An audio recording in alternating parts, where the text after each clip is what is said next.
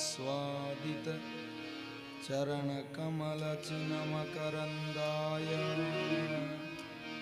भक्तजनमानसनिवासाय श्रीरामचन्द्राय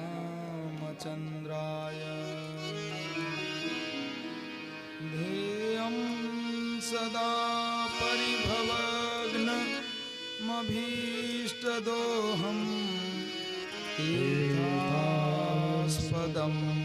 शिवविरञ्चिनुतं शरण्यं प्रज्ञातिहं प्रणतपालभवाब्धिपोतं वन्दे महापुरुषते चरणारविन्दम् त्यक्त्वा सुदुस्त्यजसुरेप्सितराज्यलक्ष्मीं धर्मीष्ठ आर्यवचसा यदगादरण्यं मायामृगं दयितयेप्सितमन्वधावद वन्दे महापुरुषते चरणारविन्दम् यः स्वानुभावमखिलश्रुतिसारमेकम् अध्यात्मदीपमतितितिर्षतां तमोन्धं संसारिणां करुणयाः पुराणगुह्यं तं व्याससूनुमुपयामि गुरुं मुनीनां राधानाथसमारम्भां शङ्कराचार्यमध्यमाम् अस्मदाचार्यपर्यन्तां वन्दे गुरुपरम्पराम् नारायणं नमस्कृत्य नरं चैव नरोत्तमं देवीं सरस्वतीं व्यासं ततो जयमुदीरयेत्। कृष्णाय वासुदेवाय देवकीनन्दनाय च नन्दगोपकुमाराय गोविन्दाय नमो नमः। वर्णानामर्थसङ्घानां रसानां छन्दसामपि मङ्गलानां च कर्तारौ वन्दे वाणीविनायकौ मनोजवं मारुततुल्यवेगं जितेन्द्रियं बुद्धिमतां वरिष्ठं वातात्मजं वानरयूथमुख्यं श्रीरामदूतं शरणं प्रपद्ये श्रीरामदूतं शरणं प्रपद्ये। बोलिए श्री भागवत भगवान की जय।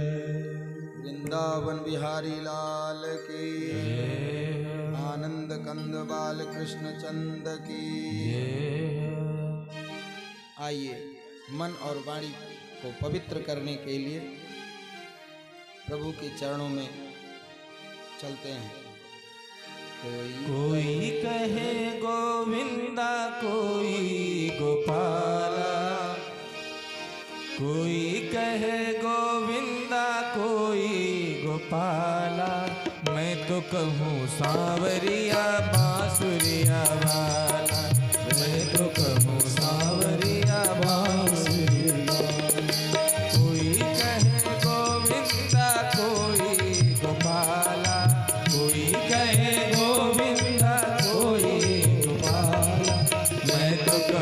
सावरिया बांसुरिया वाला, मैं तो कहूँ सावरिया बांसुरिया वाला।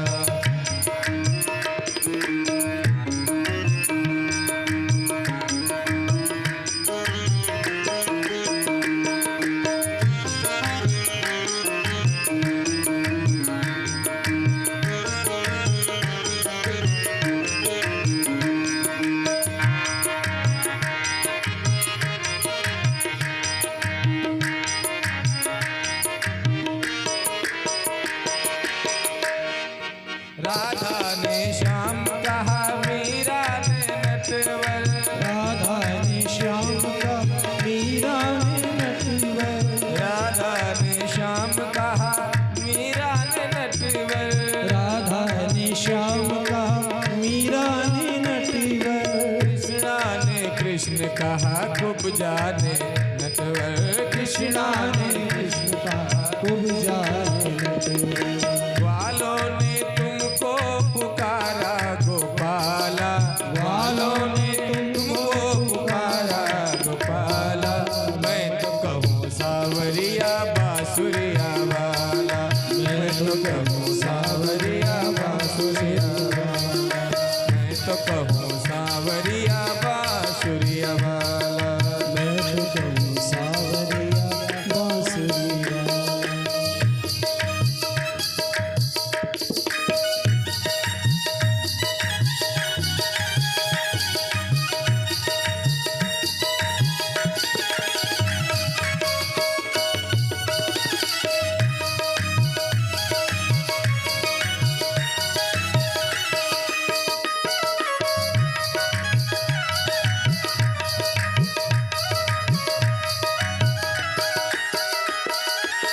घनश्याम कहते हैं बलराम भैया, घनश्याम कहते हैं बलराम भैया। यशोदा पुकार तुम्हें कह के कन्हैया, यशोदा पुकार तुम्हें कहते कन्हैया।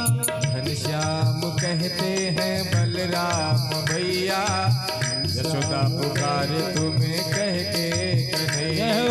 घनश्याम कहते हैं बलराम भैया, यशोदा पुकार तुम्हें कह के कन्हैया।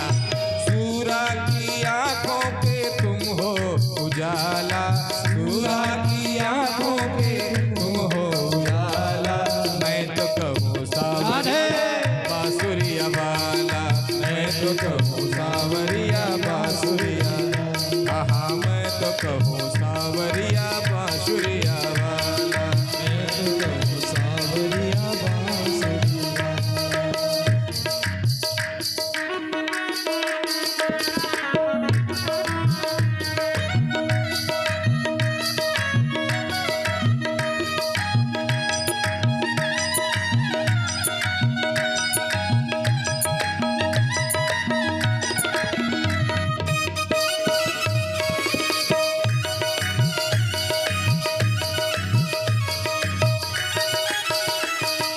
भीष्म जी के बनवारी अर्जुन के माधव, भीष्म जी के बनवारी अर्जुन के माधव, भीष्म जी के बनवारी अर्जुन के मोहन, भीष्म जी के बनवारी अर्जुन के मोहन। छलिया ही कह करके बोला दुर्योधन, छलिया ही कह करके बोला दुर्योधन। कंसा तो कहता था जल करके काला, कंसा तो कहता था जल करके काला, मैं तो कहूँ सावरिया बांसुरिया वाला, मैं तो कहूँ सावरिया बांसुरिया। कोई कहे गोविंदा कोई गोपाला, कोई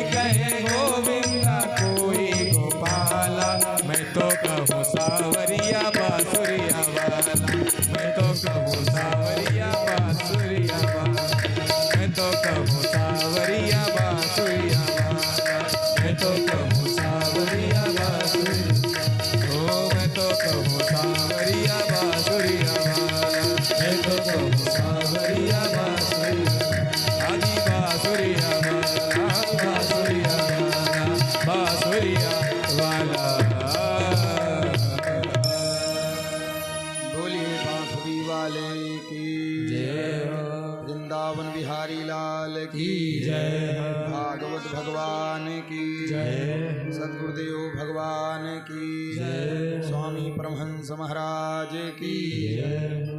परीक्षित जी महाराज की जय। सुखदेव भगवान की वेदव्यास भगवान की जय जय श्री राम।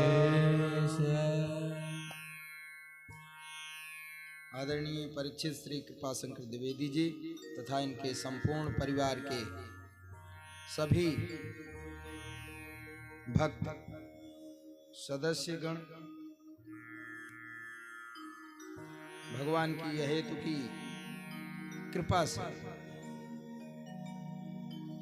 श्रीमद् भागवत ज्ञान सप्ताह यज्ञ का आज चतुर्थ दिवस है।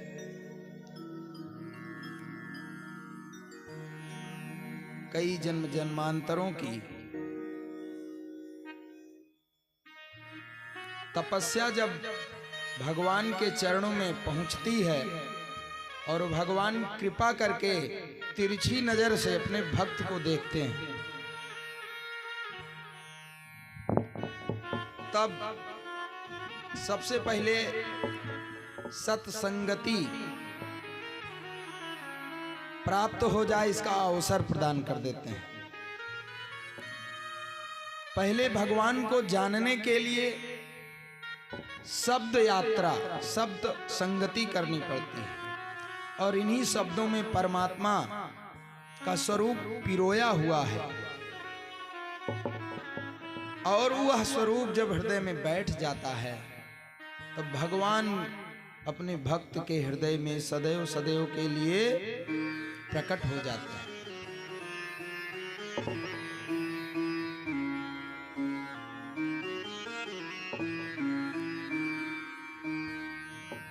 बोलिए गोविंद भगवान की जय।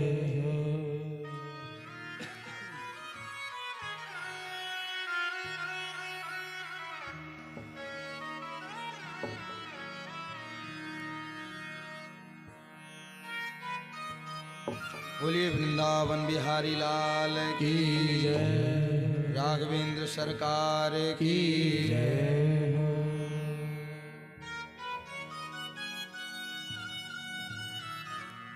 आज कथा का चतुर्थ दिवस है और कथा के चौथे दिन पारंपरिक योजना के अनुसार जो शास्त्र का आदेश है, चतुर्थे कृष्ण जन्मनि, चौथे दिन भगवान के जन्म का उत्सव मनाया जाता है। देखिए, भगवान द्वापर युग में आज से 5253 वर्ष पूर्व थे पृथ्वी पर, सशरीर थे, लेकिन वह स्वरूप हम कैसे आज प्रकट करें?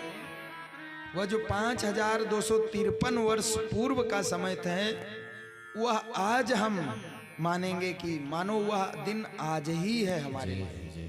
द्वापर का इतना पुराना जो समय बीत गया, उसको हम आज प्रत्यक्ष अपने सामने प्राप्त करेंगे और उस उत्सव में हम सब शामिल होंगे। कल की कथा में आप सबने सुना संगति से कैसे मनुष्य के मुख्य कार्य का विचलन हो जाता है, मनुष्य अपने कार्य से कैसे विरत हो जाता है। पूज्य पावन परम यशस्वी भरत जी महाराज की तपस्या सिद्ध हो गई थी, लेकिन मृग शावक के संयोग से वह तपस्या से विरत हो गए और अंत में उनको मृग योनि मिले। एक ऐसा महात्मा जो पूर्व समय में भारत का, अखंड भारतवर्ष का एक अकेला सम्राट था, 1 करोड़ वर्ष तक शासन किया।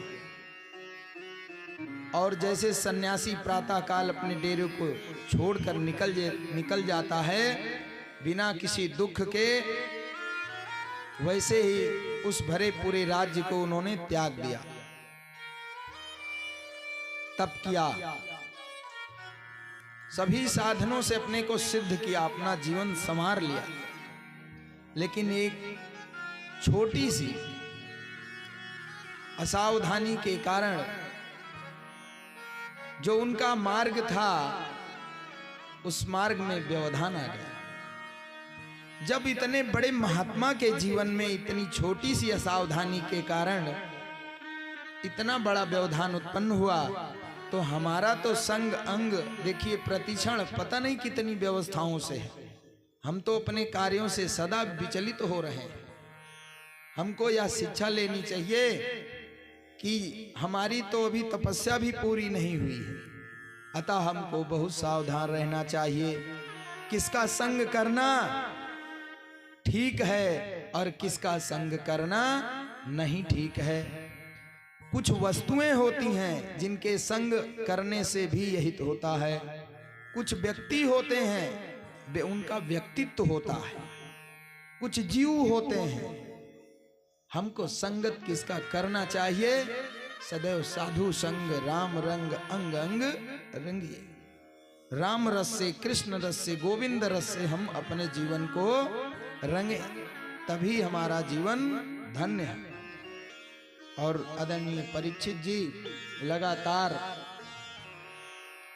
फलाहार करते हुए भागवत में बताए गए सभी नियमों को अक्षरशः पालन करते हुए, आपने कहा महाराज मैं केवल आधा स्याही नहीं हो रहा हूँ, जमीन पर सो नहीं रहा हूँ और सारे नियम पालन कर रहे हैं। हमने कहा भगवत कृपा है, जिस गति से, जिस व्यवस्था से, जिस मति से परमात्मा में आपकी प्रीति हो जाए, कोई जरूरी नहीं है कि बहुत बड़ा कठिन साधन किया जाए। भगवान कहते हैं बस अपना मन मैया बेस मनो ए, जो आपका मन है वो मुझ में आवेशित कर दीजिए, मुझ में आवेशित कर दीजिए, मेरे चरणों में समर्पित कर दीजिए। और आपको और किसी प्रकार की कठिन तपस्या की आवश्यकता नहीं है, क्योंकि मैत्राण्य उपनिषद है।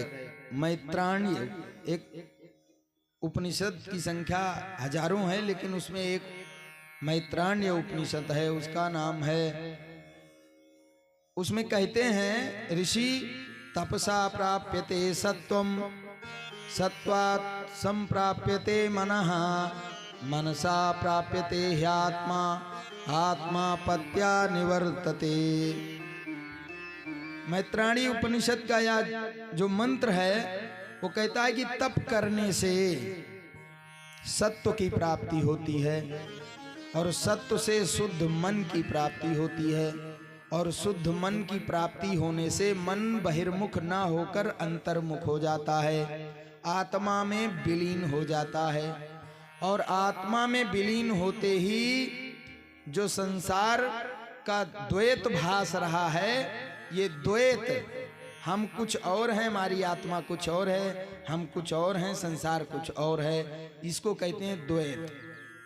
यह द्वैत समाप्त हो जाता है और वहीं जीव का जो सत्यम परम धीमहि जिनकी हम उपासना करते हैं वह उनके हृदय में प्रकट हो जाता है। कल की कथा में आपने सुना कि जड़ भरत जी के जो मृग का शरीर पाए, फिर दूसरे जन्म में ब्राह्मण के यहाँ जन्म लिए, लेकिन उन्होंने अपने को जड़ के समान रखा, इसीलिए उनको इस संसार में जड़ भरत के नाम से जाना गया। एक बार जड़ भरत महाराज जी अपनी मस्ती में किसी वृक्ष की जड़ में बैठे हुए थे, ब्रह्म के चिंतन में अंतर्मुख थे। उसी समय सिंधु सौवीर देश का राजा, जिसका नाम था रहुगण, रहुगण पालकी में बैठकर कपिल मुनि के आश्रम गंगा सागर जा रहा था। किस लिए जा रहा था? मोक्ष ज्ञान के लिए, तत्व ज्ञान के लिए। अचानक रास्ते में पालकी के एक कहार का स्वास्थ्य बिगड़ गया। राजा ने कहा कि कैसे यात्रा होगी। कहारों ने कहा महाराज हम करते हैं व्यवस्था, और सिपाहियों को साथ लेकर गए। देखा तो एक मोटा ताजा तंदुरुस्त व्यक्ति दिखाई पड़ा, जो हमारे इस कथा के नायक हैं जड़ भरत जी महाराज। उनको देखा तो आम आदमी समझकर जबरदस्ती पकड़कर और पालकी में लगा दिया, और जिनका चींटी के जीव में और अपने जीव में दोनों में समानता, पूरे ब्रह्मांड में जितना चर अचर था सब एक साथ उनको द्वैत से मुक्ति मिल गई थी। अद्वैत भाव से सब उनकी आत्मा में दिखाई दे रहे थे। सिया राम मैं सब जग जानी, करहूं प्रणाम जोरी जुग पानी। पूरा संसार उनको ब्रह्ममय दिखाई दे रहा था। अब वो जब चलते पालकी कंधे पर, और जब कदम रखते तो नीचे देख लेते कोई चींटी तो नहीं दब रही है, कोई मेरे ही सदृश कोई जीव मुझसे पीड़ा तो नहीं प्राप्त कर रहा है, और उचक उचक कर चलते। पालकी का जो संतुलन था वो बिगड़ गया। राजा ने कहारों को डांटा, अरे क्या करते हो तुम लोग? कहार डर गए। कहा महाराज हम लोग तो ठीक ठीक चल रहे हैं, लेकिन अभी अभी एक नया कहार हमारी टोली में शामिल हुआ है, इसका अभ्यास नहीं है तो थोड़ा ये उचक उचक चल रहा है, लेकिन ठीक कर लेंगे इसको हम। थोड़ी दूर 2 कदम 4 कदम चले होंगे कि फिर वही क्रिया हुई। तब तो राजा जो है भाई पढ़ा लिखा राजा था, उसके और सभी पुरुषार्थ उसके सिद्ध हो चुके थे, समझदार था, मोक्ष के प्राप्ति के लिए यात्रा कर रहा था। उसने कहा कि संसर्गजा दोष गुणा भवंती, एक कहार के बिगड़ने से हमारे सारे कहारों की बुद्धि बिगड़ सकती है। तो जोर से डांटा, लगता है कि तुम बहुत दुबले पतले हो गए हो, तुम्हारा शरीर बहुत कमजोर है और तुम्हें किसी का डर नहीं है। क्या तुम जानते नहीं हो कि मैं सिंधु सौवीर नरेश हूं? मैं अभी तुमको तुम्हारी चिकित्सा किए देता हूं, तुमको ठीक किए देता हूं। और श्री सूत जी महाराज कहते हैं कि उसने कहा रजोगुण के प्रभाव से, किस गुण से? रजोगुण के प्रभाव से बहुत अनाप शनाप अपमानित बातें कह दी। तब अपने को अपनी ही वृत्तियों में छिपाए हुए परब्रह्म ज्ञानी तत्वज्ञानी जड़ भरत महाराज रूपी ब्राह्मण ने कहा, हे राजन, तुमको लगता है कि तुम दंड देने वाले हो और तुमको ये लगता है कि भार वस्तु है, तो ये शरीर जो है ये जड़ पदार्थों से बना हुआ है। मैं इस शरीर के संबंध से सर्वथा अलग रहता हूं, अतः मेरे लिए भार का कोई मतलब नहीं है। और अगर तुम ये समझते हो कि तुम दंड दे सकते हो, तो मैं तो अपनी ही वृत्तियों में जड़ और उन्मत्त पागल की तरह रहता हूं। मुझे संसार के किसी भय से, किसी प्रकार के लाभ लोभ से, किसी प्रकार के रस से कोई मतलब ही नहीं है। अगर तुम मेरी चिकित्सा करोगे तो अगर कोई मूर्ख आपके सामने चला जाए तो उसको समझाओगे, क्या समझाओगे? समझ में नहीं आएगा। अगर आप दंडित करते हो तो जैसे पीसे हुए को फिर पीसना ही हुआ। यहां दीन कौन है समाज में? जिसकी बुद्धि न हो, जो समझदार न हो, जिसको बहुत क्रोध आता हो, किसी की बात सहन न कर पाता हो, उसको दीनहीन, उस पर दया करनी चाहिए, क्योंकि वो अपने ही दुर्गुणों से स्वयं में ही बहुत निर्बल हो चुका है। जो सहनशील है, जो क्षमावान है, जो धैर्यवान है, उसको चाहिए कि ऐसे मनुष्यों के ऊपर, ऐसे जीवों के ऊपर दया करे। सिंधु सौवीर ने देखा कि ये जो कहार है, इसने बड़ी विद्वता की बात की, बड़े ज्ञान की बात की। ब्राह्मण देवता ने कहा कि देखो, शरीर मोटा, आपने कहा कि मैं पतला हूं तो आपने व्यंग दिया, तो शरीर मोटा है, पतला है, इसमें मेरा क्या कसूर? मैं तो शरीर के समान रूप से सभी भागों में विराजमान हूं। मिट्टी का कोई टुकड़ा, कोई छोटा है कोई बड़ा, तो इसमें उपादान कारण मिट्टी ही है। मेरा शरीर तो मिट्टी है, चाहे मोटा हो चाहे पतला, इससे क्या मतलब है? सिंधु सौवीर को लगा कि ये कोई सामान्य व्यक्ति नहीं है, और वो तुरंत अपने रथ से कूद पड़ा, क्योंकि मोक्ष ज्ञान के लिए जा रहा था। दर्शन यहां इस कथा में है कि रहुगण के 3 कहार ठीक थे। 3 कहार ठीक होने का मतलब, हमारा जो मानव जीवन है ये 4 कहारों के ऊपर है। 4 कहार कौन है? कहार वो जो पालकी ढोते हैं। हमारा जीवन है धर्म, अर्थ, काम, मोक्ष। रहुगण के धर्म ठीक थे, अर्थ उसने सही सदुपयोग किया था, थोड़ा बढ़ा दो हमारा, और उसने काम का भी सदुपयोग ठीक से किया था। 3 कहार उसके ठीक थे, लेकिन चौथा जो मोक्ष था वही गड़बड़ था। उसी के लिए वह भगवान कपिल मुनि के पास जा रहा था, और भगवान ने कृपा की, जब तू चले 1 पग तो मैं चलूं 20। और भगवान ने कृपा की, उसने देखा ये कोई सामान्य साधारण मनुष्य नहीं है। अपनी पालकी से उतर पड़ा, पालकी से कूद पड़ा, और उन ब्राह्मण देवता के चरणों में सिर रख दिया। सिर रख कर अपने किए गए वाणी से, व्यवहार से किए गए पापों को क्षमा कराने के लिए अपना मत्था रगड़ने लगा और कहने लगा, ना हम विसंके सुरराज वज्रान, न प्रक्षशूलान न यमस्य दंडात्, नाग्निर्क सोमानिलभेत पास्त्रात्, छन्ते भृशं ब्रह्मकुलावमानात्।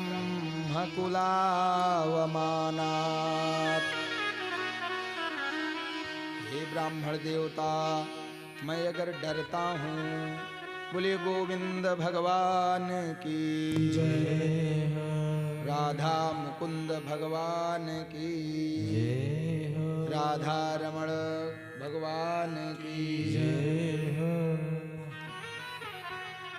रहुगण के आंखों से अश्रुपात होने लगा और कहने लगा, हे ब्राह्मण देवता, आप कौन हैं? अपने को किस रूप में छिपाए हुए हैं? क्या आप दत्तात्रेय हैं अथवा कपिल मुनि स्वयं इस रूप में मुझे दर्शन देकर मुझे कृतार्थ करने के लिए यहाँ पर पधारे हैं? कहने लगा कि मैं भगवान शंकर जी के शूल से, इंद्र के वज्र से, सूर्य, चंद्रमा और अन्यान्य देवताओं के अस्त्रों शस्त्रों से मैं नहीं डरता हूं। अगर मैं डरता हूं तो केवल ब्रह्मकुल के अपमान से डरता हूं, क्योंकि ब्रह्मकुल का अपमान हुआ तो कई पीढ़ियों तक का सत्यानाश हो जाता है। पहले के प्रसंग में आपने सुना था कि द्रौपदी ने कहा, मुच्यताम मुच्यताम राजन ऐसा नितराम गुरु। ये जो जिसको बांध छांद कर लाए हो, ये गुरु पुत्र हैं, इनका अपमान किसी भी अवस्था में नहीं किया जा सकता। और फिर देखो संत महात्माओं को क्रोध कैसा, और हाथ जोड़कर निवेदन किया कि आपने बहुत बड़े ज्ञान की बात की, अब मेरा मार्गदर्शन करें। और कहा कि आपने कहा कि आपको दंडित करने से आपकी आत्मा पर कोई फर्क नहीं पड़ता, तो मुझे एक बात बताएं कि अगर कोई आग जला दे, उस पर एक भगोना या बटोलोई रख दें, पात्र रख दें, फिर उसमें जल डाल दें, फिर उसमें कोई चावल तंडुल डाल दें और आग जला दें, तो पहले पात्र गर्म होगा, फिर जल गर्म होगा और फिर वो चावल भी गल जाएगा। तो क्या संसर्ग से उस पर कोई असर नहीं पड़ रहा है? और अनेक प्रकार से विद्वता की बातें की। तब जड़ भरत महाराज ने कहा, हको विदवाद वादान वदस्यथो नाति विदाम वरिष्ठः न सूरयो ही व्यवहार मेनम तत्वावमर्षेन सहा मनन्ते। राजा, तू राजा रहा है ना, तुझे राज मद से ये भी नहीं पता है कि तू पंडित नहीं है। पंडित शब्द का मतलब ये नहीं है कि जो पूजा पाठ करावें वही पंडित हैं। पंडित गीता में कहा गया है कि इस संसार में सत असत विवेकनी बुद्धि का नाम जो है वो पंडा है, और वो पंडा बुद्धि जिसके पास हो वही है पंडित। पंडा बुद्धि युक्ता सा पंडिता, उसी को पंडित कहते हैं। जो वेद के परमात्मा के स्वरूप को समझ ले वही है पंडित। जो संसार के सत्य को समझ ले वही है पंडित। कहा कि तुम मूर्खों जैसे बात कर रहा है और अपने को बड़ा पंडित मान रहा है। तेरी श्रेष्ठ विद्वानों में, तत्व ज्ञानियों में कहीं से कोई तुम्हारी गणना नहीं की जा सकती। तुम कह रहे हो, अच्छा चलो एक स्थूल उदाहरण सुनो कि पात्र में चावल की जगह पत्थर डाल दिया जाए। सब कुछ वैसे है, तुम्हारी योजना है, लेकिन पत्थर क्या गलेगा? बोले नहीं। तो वैसे ही आत्मा जो चावल है, चावल का जो, अब चावल टुकड़े टुकड़े तोड़ दीजिए, उसको चूरा कर दीजिए, पानी में डाल दीजिए और चावल को ढूंढिए कहाँ गया। लेकिन जिस पानी में डाल देंगे आप कहेंगे ये क्या है? संज्ञा मात्र है। संसार में कुछ सत्य नहीं है, लेकिन वो आत्मा सत्य है जो उस चावल को बनाए हुए है, पकड़कर चावल का अस्तित्व बनाए हुए है। और अगर उसको पीसकर जल में मिला दिया जाए, मिट्टी में डाल दिया जाए, तो चावल कहाँ चला जाएगा? लेकिन चावल का अस्तित्व होगा। धान्य युक्त चावल बोया जाएगा, फिर से फसल निकलेगी। तो जो चावल के बाद, फसल के बाद भी रहता है और बीज बनने पर और पीस देने के बाद भी रहता है, वही है आत्मा। और अगर तुमको ये लग रहा है कि आत्मा भी अग्नि के ताप से गर्म हो सकती है, तो ये समझ लो कि वो जिस प्रकार पत्थर पर कोई असर नहीं पड़ेगा, वैसे ही इस आत्मा पर कोई फर्क नहीं पड़ेगा। और भी अनेक तरह से अनेक तत्वों का सांख्य योग और तत्व दर्शन, उपनिषद आदि का बड़ा सुंदर जो है वर्णन किया। और जब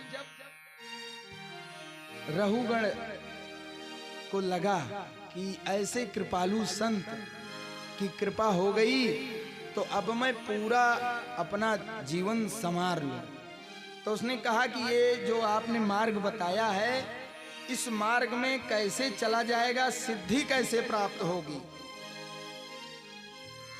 तब जड़ भरत जी ने कहा, सुनो, दो बात करनी है तुमको। पहली बात क्या है? ज्ञानम विशुद्धम परमार्थमेकम अनंतरम तो बहिर्ब्रह्म सत्यम प्रत्यक प्रशांतम भगवच्छ शब्द संज्ञम यद वासुदेवम कवयो वदन्ति।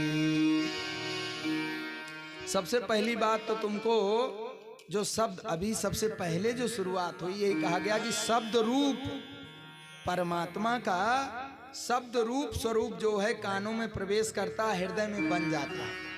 जैसे कोई कहे आपसे, आपका बेटा यहाँ नहीं है, लेकिन अगर आपके बेटे का नाम ले तो बेटे की छवि आपके हृदय में अंकित होती है कि नहीं? गोपाल कहें, कृष्ण कहें, राम कहें, तो जो कहेंगे वैसे ही यहाँ मूर्ति बन जाएगी।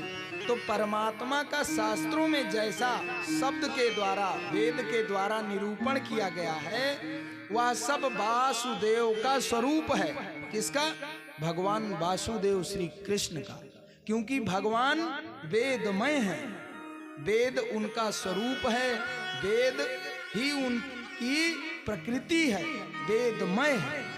अतः तुम ज्ञान तत्व के द्वारा जिस मूर्ति को हृदय में धारण करो वो वासुदेव ही है। अतः वासुदेव को छोड़कर अन्य किसी प्रपंच में अपने बुद्धि को मत लगाओ। और दूसरी बात, रहु गणै तत्तपसा नयाते न चेज्जया निर्वपणा गृहाद्वा न छन्दसा नैव जलाग्निसूर्यैर् बिना महत्पादरजोभिषेकम्।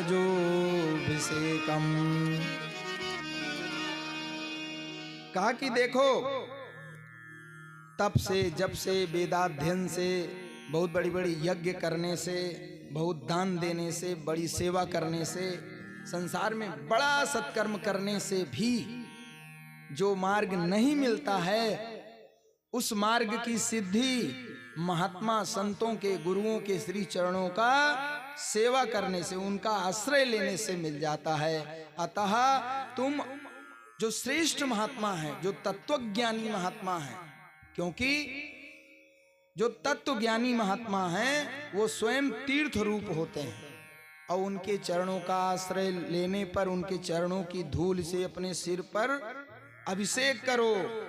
अभिषेक का मतलब ये नहीं कि कोई महात्मा बैठा हो तो थोड़ी मिट्टी उसके पैर में लगाओ और अपने ऊपर छिड़क लो, ऐसा नहीं। उसके समीप बैठो, उसके क्रिया से, उसके व्यवहार से, उसके वाणी से, उसके आचरण से, उसकी कृपा से, उसके स्नेह से कृतार्थ हो जाओ। अगर ऐसा आप करोगे तो आपका जीवन धन्य हो जाएगा। और जो उत्तम श्लोक नारायण हैं, उन्हीं के श्री चरणों में सदैव गति मति अपनी संपूर्ण प्रवृत्ति समर्पित कर दो। और इस तरह जो है जड़ भरत जी महाराज ने रहुगण को उपदेश दिया।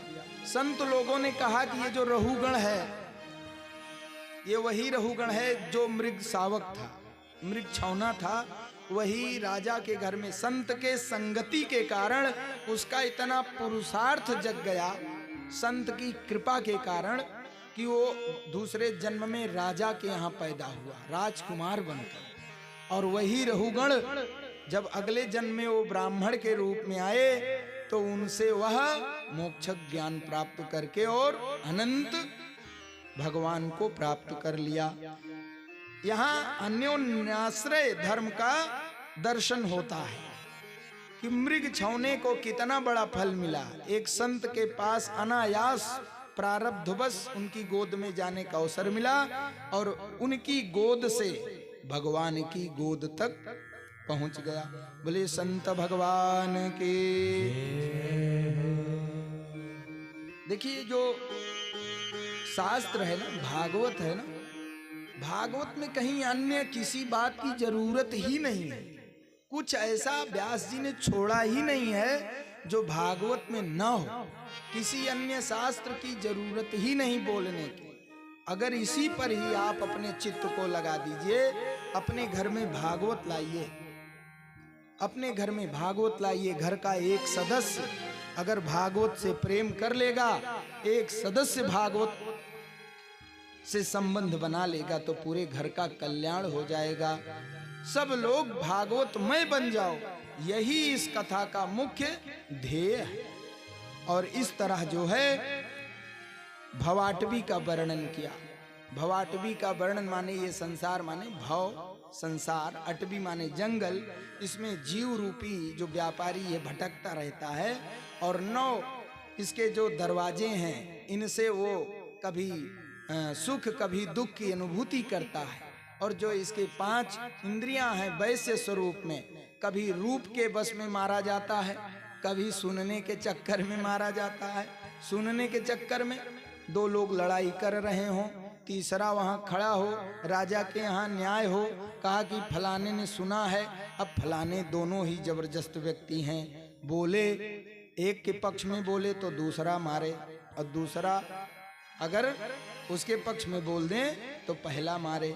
सुनने के चक्कर में और कभी देखने के चक्कर में, कभी कुछ खाने के चक्कर में, रसना के चक्कर में, भोजन कुछ ऊट पटांग खा लिया, पेट खराब हो गया हमारा, बुखार आ गई और एक बुखार से पता नहीं कितनी पी लिया और अनंत रोगों का भंडार हो गया। तो ये शरीर हमेशा भवाटवी में है, केवल उसी परमात्मा और संतों की संगति से ही ये सिद्ध हो सकता है। और इस प्रकार का परम पुनीत उपदेश दे करके इस जड़ भरत उपाख्यान का समर्पण किया। बोले सद्गुरुदेव भगवान की जय। वंदे मूरख वंदे क्या है रे जग में तेरा, मूरख वंदे क्या है रे जग में तेरा। ये तो सब झूठा सपना है, ये तो सब झूठा सपना है, क्या तेरा क्या मेरा, मूरख बंदे क्या है रे जग में तेरा, मूरख बंदे क्या जग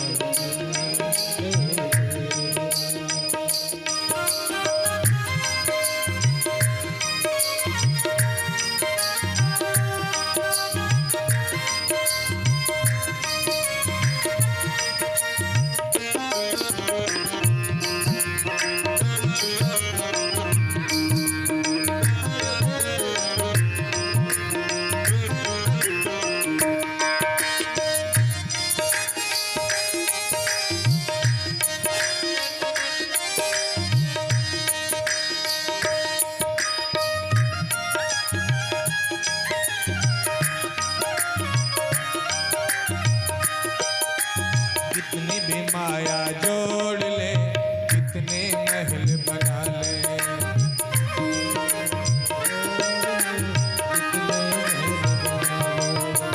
कितनी ही माया जोड़ ले, कितने महल बना ले, तेरे मरने के बाद में तेरे ही घर वाले। 2 गज कफन उड़ा कर तुझको, 2 गज कफन उड़ा कर तुझको छीन लेंगे सब डेरा, ओ मूरख बंदे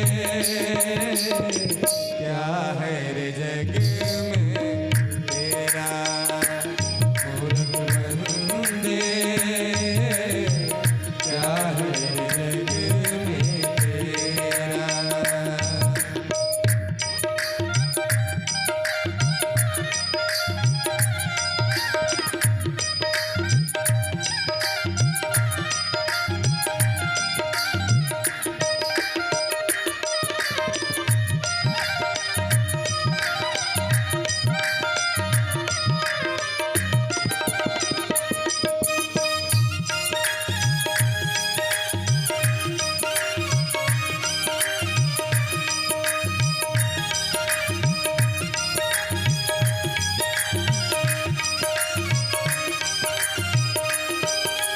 कोठी बंगला कार देख कर क्यों इतना इतराता, कोठी बंगलाकार देख क्यों इतना इतराता, कोठी बंगला कार देख कर क्यों इतना इतराता।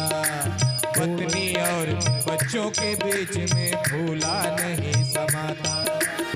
ये तो 4 दिनों की चांदनी, ये तो 4 दिनों की चांदनी, फिर है घोरे अंधेरा, ओ मूरख बंदे क्या है रे जग में तेरा, मूरख बंदे क्या है रे जग में तेरा।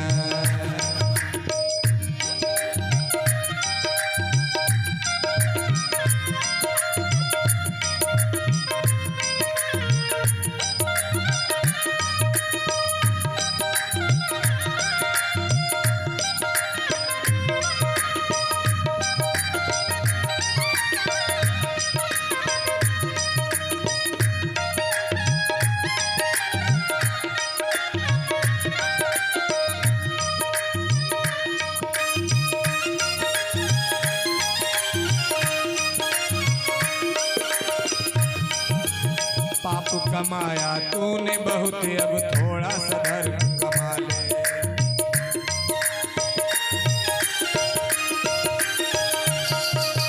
पाप कमाया तूने बहुत, अब थोड़ा सा धर्म कमा ले। कृष्ण नाम है सुख संपदा, कृष्ण नाम गुण गा ले। इसी नाम से मिट जाएगा, इसी नाम से मिट जाएगा जन्म मरण का फेरा मूरख बंदे। क्या है जग में तेरा मूरख बंदे, क्या है जग में तेरा मूरख बंदे, क्या है जग में, क्या है जग में, क्या है जग में तेरा। बोलिए सदगुरुदेव भगवान की। बिना महत्पाद रजोभिषेकम, बिना गुरु की कृपा से मनुष्य को इस जीवन में मार्गदर्शन नहीं मिल सकता। अतः यह बड़ा ही सुंदर ग्रहण करने योग्य प्रसंग है। वैसे तो भागवत का एक एक श्लोक, एक एक मंत्र, एक एक प्रसंग सब हमारे जीवन को ऐसे महागुरु के समान मार्गदर्शन करता है। और हमको चाहिए प्रत्येक घर में भागवत हो, प्रत्येक घर में। सुबह कुछ बच्चियां आई थी, पूछ रही थी कि गीता गुरुजी कब पढ़ना चाहिए। देखो, गीता का जो विद्यार्थी है, बड़ा विद्यार्थी, पहला विद्यार्थी, वो अर्जुन स्वयं भगवान के सखा है। लेकिन एक ऐसी अवस्था में है जहां वो संज्ञा शून्य हो गए हैं, मोहाग्रस्त हो गए हैं। लेकिन जहां गीता की फिलॉसफी बंद होती है, वहां से श्रीमद् भागवत महापुराण की फिलॉसफी शुरू होती है। जो इस महाग्रंथ का, जो इस श्रीमद् भागवत महापुराण का जो श्रोता है परीक्षित, वो महाज्ञानी है, वो बैरागी है, अखंड भारत का वो सम्राट है। लेकिन सब छोड़कर एक क्षण में और गंगा के तट पर मोक्ष ज्ञान के लिए प्रश्न कर रहा है। यहाँ वो बुद्धिहीन, संतप्त, क्लेश अथवा मोह माया से ग्रसित नहीं है, पूर्ण रूप से वो चेतन है। तो जो चेतन हो चुके हैं, जिनको होश हो, पूर्ण होश में, वही भागवत को अपने घर में ले आए। और अगर किसी को अर्जुन के जैसा मोह उत्पन्न हो गया है, तो मोह से बचने के लिए ज्ञान विज्ञान के रूप में मार्गदर्शन प्राप्त करने के लिए गीता। 3 ग्रंथ ऐसे हैं, 3 ग्रंथ ऐसे हैं, अगर इनको आप अपने घर में अपने जो बच्चे हैं, बचपन से उनको पढ़ा दीजिए। अगर यही पूरा भारत कर दे, पूरे भारत के हमारे सनातन धर्मावलंबी कर दें, हमारे भारत को विश्व गुरु बनने से कोई नहीं रोक सकता। पहला गीता, दूसरा उपनिषद, तीसरा भागवत। कहने के लिए तो अनंत शास्त्र हैं, पढ़ते उम्र बीत जाएगी। लेकिन ये 3 ऐसे हैं जो ज्ञान, वैराग्य, भक्ति तीनों से ओतप्रोत। इस कथा को कहने के बाद श्री सूत जी महाराज ने भरत के वंश का जो बहुत प्रतापी और विख्यात राजा हुआ, उसके संबंध में बताते हैं। भरत के वंश में राजर्षि प्रवर गए हुए, इनका भी जो यश है उस संसार में बड़े बहुत ही प्रेम से लोग इसका गान करते हैं। अन्य पुराणों में इनके यश का विस्तार है। और फिर आगे चलकर इस भुवन कोश का वर्णन किया, जो 14 भुवन कोश हैं। गंगा जी के अवतरण का भी सूक्ष्म परिचय दिया कि भगवती भगवान जब बलि को बांधकर 3 पग भूमि मांगे और जब पैर बढ़ा ब्रह्मलोक पहुंचा, तो ब्रह्मा जी ने अपने कमंडलू से जल निकाला और पैरों को धोकर उसी में जल रख लिया। तो कमंडलू कहा जाए तो इतना बड़ा कमंडलू मत समझना। ब्रह्मा का जो कमल है, कमल पुष्प अनंत, उसकी बहुत बड़ा है। अब वो कमंडल भी बड़ा होगा। तो वही जो है गंगा जब यहाँ पर पधारी, उनको विष्णुपदी भी कहा जाता है। भगवतपदी अथवा विष्णुपदी। पृथ्वी पर उनकी 4 धाराएं हैं। उनका नाम सीता, अलकनंदा, चक्षु, भद्रा के नाम से उनको यहाँ जाना जाता है। और चारों मिलकर एक होकर तीर्थराज प्रयाग होते हुए गंगा सागर में मिल जाती हैं। इसके बाद 6 दीपों का वर्णन हुआ, सूर्य के रथ का वर्णन हुआ। महाराज, सूर्य का रथ जो है, कहते हैं सूर्य के रथ का जो जुआ है 36 लाख योजन उसका जुआ है। जुआठा जो लगता नहीं है, गांव में बैल और पहले जोताई होती थी ना, जुआ लगता था। और उसमें जो उनके सारथी कौन है, अरुण है। उस रथ के जो 7 घोड़े हैं, रथ उनका क्या है, वेदमय है। हमारे जो आचार्य जी बैठे हैं, आचार्य विवेक कुमार द्विवेदी जी, ये जानते हैं। इनको कई बार इन्होंने पूछा, काफी चर्चा किए हैं कि ये सूर्य का रथ है क्या। हमारी आत्मा सूर्य के रथ से चल रही है। सूर्य आत्मा जगतस्तस्थुकश्च पति। जो सूर्य हैं वही संसार के संपूर्ण सूर्य नारायण के रूप में आत्मा के स्वामी हैं। और जो 7 छंद हैं, गायत्री, त्रिष्टुप, जगती, अनुष्टुप, पंक्त्या, बृहति, त्रिष्णुप, उष्णिक आदि, यही ये 7 घोड़े हैं जो ज्ञान का मार्ग है। इन्हीं छंदोबद्ध धारा से चलता है। मंत्र पढ़ते हैं आप जब, तो छंद में, राग में पढ़ते हैं तो आनंद, भगवान के उस रसानंद की अनुभूति होती है। और भगवान सूर्य जी का जो रथ चलता है कितनी दूर में, तो 9 करोड़ 51 लाख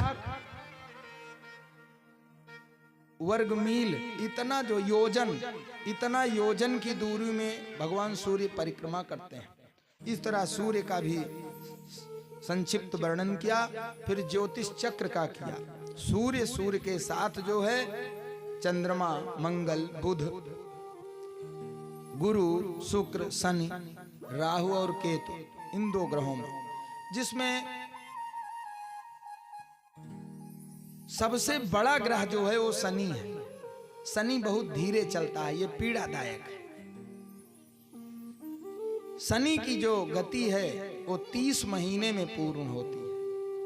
12 राशियां हैं, 27 नक्षत्र हैं, एक अभिजीत को मिला के 28। इस तरह ज्योतिष का भी संक्षिप्त परिचय दिया। और अंत में जो कहा कि इस जो 14 भुवन हैं, 14 भुवन हैं, 7 पाताल है और 7 जो है ऊपर, अधो 7 और 7 ऊपर है। तो सबसे निचले भाग में पाताल लोक में जो है भगवान शंकरषण देव का आवास है, वहां पर वो रहते हैं। और फिर इस संसार में कहा कि पापों से स्वच्छ करने के लिए प्रक्षालन पटीयसी नरक हैं, 21 नरक। और इन नरकों का नाम बताया। नरकों कौन सा काम करने से मनुष्य किस नरक में जाता है, इसका बृहद वर्णन आप लोग गरुड़ पुराण में प्राप्त करते हैं। यहाँ भी बताया कि जो दूसरों के धन, संतान अथवा स्त्रियों का हरण करता है, उसे अत्यंत भयानक यमदूत कालपास में बांधकर जबरदस्ती तामिश्र नरक में गिरा देते हैं। और इसी तरीके से बड़े भयंकर कष्टों से युक्त नरकों का वर्णन किया। तब परीक्षित ने कहा कि प्रभु, ये नरक तो बहुत ज्यादा पीड़ादायी हैं। कोई ऐसा सरल उपाय है जिससे इन नरकों में न जाना पड़े? मनुष्य जो है प्रारब्ध बस, दुर्घटना बस, मान लीजिए संसर्ग बस कोई पाप कर्म में लिप्त हो गया तो उसका उद्धार नहीं है। तब सुखदेव स्वामी जी ने कहा है, क्या है? नारायण नाम। कहा कि अगर किसी का नारायण नाम से उद्धार हुआ हो तो उसके विषय में हमें कथा सुनावें। हमारे अंतःकरण में कथा के लिए बहुत ज्यादा लालसा हो रही, उमड़ रही है। तब सुखदेव जी ने कहा, सुनो, इस प्रसंग में एक अजामिल नाम के ब्राह्मण का उपाख्यान सुनाया और कहा, सुनो, कान्य कुब्जे दुजः कश्चित् आसीत् पतिर अजामिलः नामना नष्ट सदाचारो दास्याः संसर्ग दूषितः। कान्यकुब्ज नगर में अजामिल नाम का एक ब्राह्मण था। वह आचरण से भ्रष्ट हो गया था महाराज, और वह एक वेश्या का पति बन गया था और संसार के सारे कुकृत्य किए, और वह अपने उस दासी के प्रेम में पड़कर 10 पुत्र उत्पन्न किए। जो सबसे छोटा था उसका संतों ने प्रेरणा देकर उसका नाम नारायण रखवा दिया। और अजामिल की आयु बीत गई 88 साल। जब 88 साल हो गई तो उसके क्रूर कर्मों के कारण यमदूत आए और यमदूतों ने उसको पकड़ लिया। जब उसका प्राण हरण कर रहे थे तब उसने स्नेह और मोह बंधन के कारण आतुर होकर अपने पुत्र का नाम स्मरण किया। दूरे क्रीडन का सक्तम पुत्रम नारायणाह्वयम्। दूर खेल रहा था बच्चा, सोचा कि मेरा लल्ला दूर है, मुझे कष्ट है, कहीं मेरे बच्चे को भी कोई कष्ट न हो जाए। जोर से पुकारा, नारायण नारायण नारायण। और यमदूत उसके सूक्ष्म, जो ये शरीर इसको नहीं ले जाते हैं, जो छोटा इस स्थूल से सूक्ष्म अंगुष्ठ मात्र का शरीर इसमें है, उसको, उस जीव को पकड़कर ले जाते हैं। गले में फंदा डाल दिया और खींच ही रहे थे कि 3 बार जब उसने नारायण नारायण किया कि भगवान के पार्षद सहसा अपतन।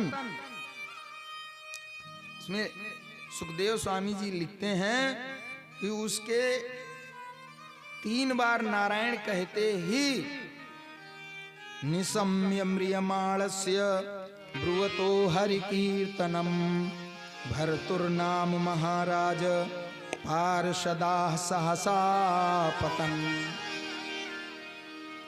इसमें लिखा है गिर पड़े, लेकिन गिर नहीं कहते, नहीं कहां से आगे फाट पड़े भैया। अवधि में कहा थे नहीं, तुरंत फाट पड़े। सहसा यमदूतों को अपने सामर्थ्य से रोक दिया, रुको, ठहर जाओ। यमदूतों ने कहा कि तुम कौन हो? यम, इस संसार का जो यमन करते हैं वो यमदेव हैं और हम उनके दूत हैं। ये वज्र पापी है, हम इसको ले जाएंगे यमराज के यहाँ, वही इसके कर्मों का निर्णय करेंगे, इसके खाता बही खोलेंगे, इसने क्या अच्छा किया क्या बुरा किया, इसको वही सजा देंगे और वही इसका निर्णय करेंगे।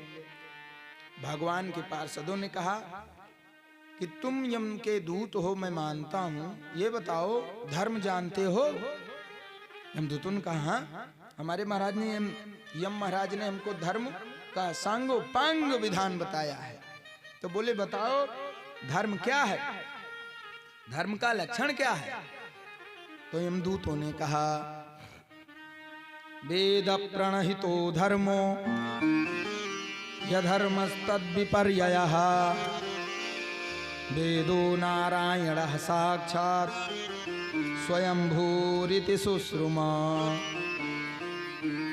कहा वेद ने जो कार्य करने के लिए कहा है, आदेश किया है, अनुमति दिया है, वो धर्म है, और वेद ने जिसको निषेध किया है वही अधर्म है। और ये जो वेद है, विधि और निषेध, इन दोनों का जो मूल है वेदो नारायणो, क्या है? वेद साक्षात नारायण की मूर्ति है, क्योंकि ये स्वयं से उत्पन्न है, इनको किसी ने बनाया नहीं है। वेद क्या है? अपौरुषेय है। तब यमदूतों ने कहा कि उस धर्म के अनुसार इसने जीवन भर कुकर्म किया है। ये ब्राह्मण था, संध्या उपासना, पिता की भक्ति और वेदाध्ययन, अग्निहोत्र आदि सभी कार्य करता था। लेकिन एक दिन ये पुष्प चयन के लिए वाटिका में गया और देखा कि एक शूद्र जो है एक जार स्त्री के साथ संगति कर रहा था। इसने अपने मन को रोकने का भरसक प्रयास किया, लेकिन यह रोक नहीं पाया और अंत में उसी दासी की सेवा में चला गया। और इसकी पत्नी जो थी साध्वी, उसको भी इसने छोड़ दिया, माता पिता का भी इसने अनादर कर दिया। उसके बाद इसने अत्याचार ही किया, अपने जीवन को बनाने के लिए इसने कोई सत्कर्म नहीं किया। अब ये केवल यमराज के सामने ही उपस्थित होने लायक है और इसकी कोई दूसरी गति नहीं हो सकती। तब भगवान ने कहा, सुनो, यमराज के सिवा और किसी शक्ति को जानते हो कि नहीं? तुमने कहा नारायणो, जो वेदो नारायण साक्षात, तो उसी साक्षात नारायण का इसने स्मरण किया। यमदूतों ने कहा इसने प्रेम से नहीं किया, ये अपने बेटे का नाम ले रहा था। भगवान ने कहा, सुनो, एक बात बताओ, कोई गलती से विष की शीशी खोले और उसको खांसी की दवा समझ के पी जाए, तो ये बताओ खांसी ठीक होगी कि वही ठीक हो जाएगा? यमदूतों ने कहा, नहीं, वही ठीक हो जाएगा, बात खत्म हो जाएगी। बोले, अच्छा, आग जल रही हो, गलती से तुम्हारा हाथ उसमें चला जाए, हाथ जलेगा कि ठंडा रहेगा? बोले, जल जाएगा। बोले, उसी प्रकार से भाय कुभाय अनघ आलसहु, नाम जपत मंगल दिशि दसहु। भाय कुभाय अनघ आलसहु, नाम जपत मंगल दिशि दसहु। भाय कुभाय अनघ आलसहु, भाय कुभाय अनघ आलसहु, नाम जपत मंगल दिशि दसहु। नाम जपत मंगल दिशि दसहु।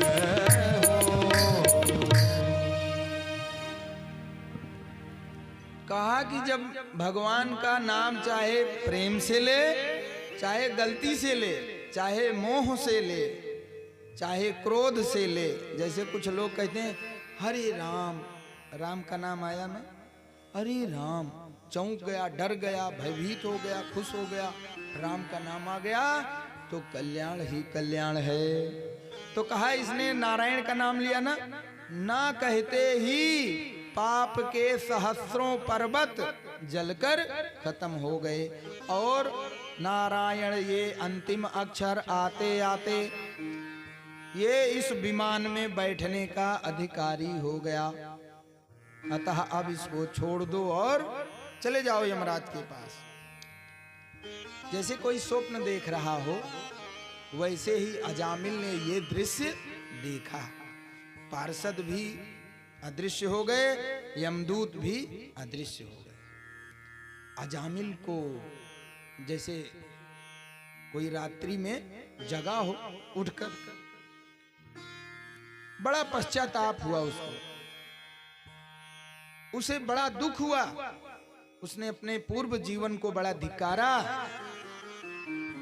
और भगवान के नाम का संकीर्तन करने लगा। और इधर यमदूत अपने स्वामी जी के पास पहुंचे, कहे कि प्रभु ये बताइए, संसार में आपसे भी बड़ा है क्या कोई? कहा कौन? कहा नारायण। कहा धीरे से बोलो।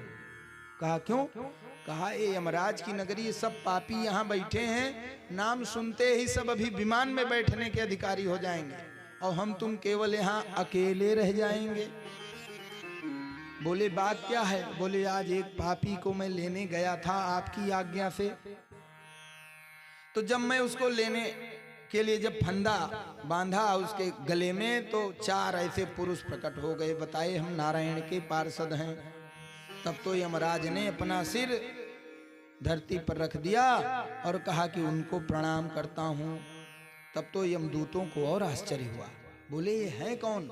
बोले ये परम प्रभु के पार्षद हैं, इनका दर्शन हो गया तुम लोगों को, तुम लोग भी पूजनीय हो गए, बड़े भाग्यशाली हो। और सुनो, उनके संबंध में हम 12 लोग जानते हैं। कौन कौन?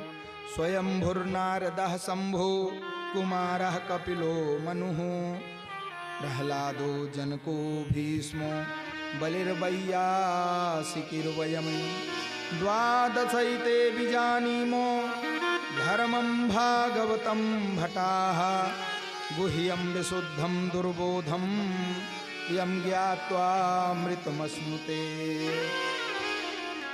कहा स्वयंभू ब्रह्मा, लोक पितामह ब्रह्मा, नारद, शंभु, कुमार, कपिल, मनु, प्रहलाद, जनक, भीष्म, बलि और वैयासी का मतलब सुखदेव भगवान। और कहा कि और एक मैं, इतने लोग भगवान के स्वरूप को, भागवत धर्म को भली भांति जानते हैं। द्वादश भागवतम भटाह, ये उन परमात्मा को जानते हैं जिनको जानकर इस संसार के जन्म मरण के चक्कर से मुक्त हो जाया जाता है। अरे जीवों की तो बात छोड़ दो दूतों, मेरी भी मृत्यु उनके अधीन है। अतः तुमको एक बात बता रहा हूं, भूल कर भी उनके भक्तों के पास मत जाना। तब यमदूतों ने कहा थोड़ा खिन्न होकर के, ठीक है सब कुछ, लेकिन अब ये बता दीजिए, आज ही बता दीजिए किसको ले आना है नरक में और किसको नहीं ले आना है। तब श्री सुखदेव जी ने कहा, सुनो परीक्षित, यमराज ने कहा, ते देव सिद्ध परगीत पवित्र गाथा, ये साधवः समदृशो भगवत प्रपन्ना, आननोपसीदत हरेर्गदयाभिगुप्तान्, नैषा वयं न च वयः प्रभवाम दंडे। कहा सुनो, जो बड़े बड़े योगी हैं, सिद्ध हैं, जो अपने चित्त को सदैव परमात्मा में लगाए रहते हैं, उन नारायण में, उनकी रक्षा भगवान की गदा करती है, उनके चारों तरफ गदा रहती है। भूल कर भी मत जाना, तुम्हारी तो छोड़ दो, मेरी हिम्मत नहीं है उनके पास भटक जाऊं। और लाना किसको, इस संबंध में जान लो। जिह्वा न वक्ति भगवद गुणनामधेयम्, चेतश्च न स्मरति चरणारविन्दम्, कृष्णाय नो नमति यच्छिरये कदापि, तानानयध्वमसतो अकृतवेष्णुकृत्यान्। कहा कि जिसकी जिह्वा पर भगवान का नाम न निकला हो कभी, उसको मत लाना, उसको लाना है। जिसकी जिह्वा पे भगवान का नाम न निकलता हो, जिसके सिर भगवान के मंदिर और भगवान के भक्त, भगवान की मूर्ति, भगवान की विग्रह के सम्मुख न झुकते हों, जिसके कोई भी कार्य इस संसार में भोग कामना के लिए हों, और कृष्णाय नो नमति अच्छिरये कदापि, जो अपने जीवन में भगवान श्री कृष्ण को एक बार भी कभी नमस्कार न किया हो, ऐसे क्रूर पापियों को बांधकर डंडे से पीटते हुए लेके आना मेरे यमपुरी में, फिर यहाँ पर मैं उनकी खैर खबर लूंगा।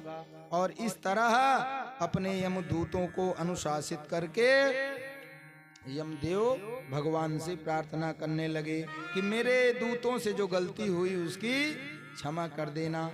और इधर जो अजामिल की बात थी, अजामिल हरिद्वार चले गए। हरिद्वार में जाकर उन्होंने तप किया, योग साधना से अपने शरीर को छोड़कर भगवान के लोक को चले गए। संतों ने कहा कि अजामिल ये है क्या? बोले अजामिल में दो शब्द है, एक अजा है, एक मिल है। मिलती इति, जो मिल जाए, अजा माने माया होता है, जो अजा माया में संसार के दुस्तर फंसाने वाली प्रकृति की इस झंझटमयी इस जो भवाटवी है इसमें फंस जाए, वो है अजामिल। और जब अजामिल मुक्त हो गया तो वो कौन हुआ? बोले अजमिलति। जो अजमाने पर ब्रह्म परमात्मा है, उनमें जो मिल जाए वो है अजामिल। तो अजामिल का पहले भी कल्याण हुआ, बाद में भी, केवल बीच में उसकी दुर्गति हुई। और इस तरह बोली भागवत भगवान की। हरि सुंदर नंद मुकुंदा